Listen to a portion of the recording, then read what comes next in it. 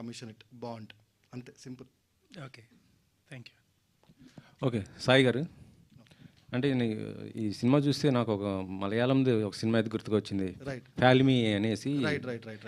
ఏంటంటే అంటే as it ఈస్గా నాకు ఎక్కువ అదే సింక్ అయిపోయాను నేనైతే. అది ఏంటి అంటే అది దాని రీమేక్గా చేశారా లేకపోతే ఎట్లా ప్లాట్ఫామ్ అయినా మార్చి? సో ఇది డైరెక్టర్ ఆన్సర్ చేస్తారు ఈ క్వశ్చన్ని, బట్ ఒకటే చెప్తున్నా, it was an native in original and it is Anurag's original.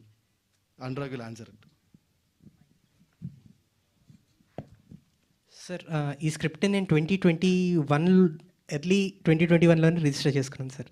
ఇంకొకటి నేను ఫ్యాల్మీ చూడలేదు, I'm sorry about that. But నాకు చూసిన చాలామంది చెప్పటం పెద్ద సిమిలారిటీస్ లేదు అని, అండ్ గోవా అన్న పాయింట్ కానీ లేకపోతే వాయిస్ ఓవర్ అన్న పాయింట్ కానీ డిస్ఫంక్షనల్ ఫ్యామిలీ అన్న పాయింట్ కానీ ఇవన్నీ ఈ సినిమాలో ట్యాప్ చేసినట్టు ఆ సినిమాలో ట్యాప్ చేయలేదన్నది నా అజంప్షన్. యాక్చువల్లీ మీరు దీంట్లో గోవా పెట్టారు, దాంట్లో కాశీ పెట్టారు, దీంట్లోనేమో మీరు బేబీ వెహికల్ పెట్టారు, దాంట్లో ట్రైన్ పెట్టారు, అంతే.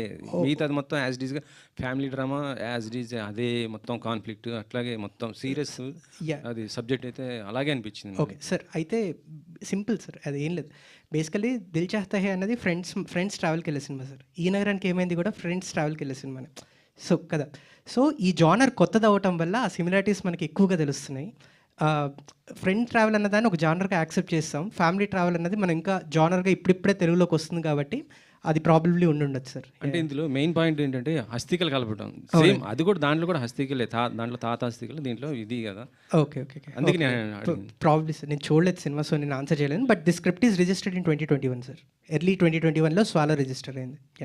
సార్ నరేష్ గారు, ఈ ప్రెస్ మీట్కి పవిత్ర గారు కూడా, ఎందుకంటే మొన్న ట్రైలర్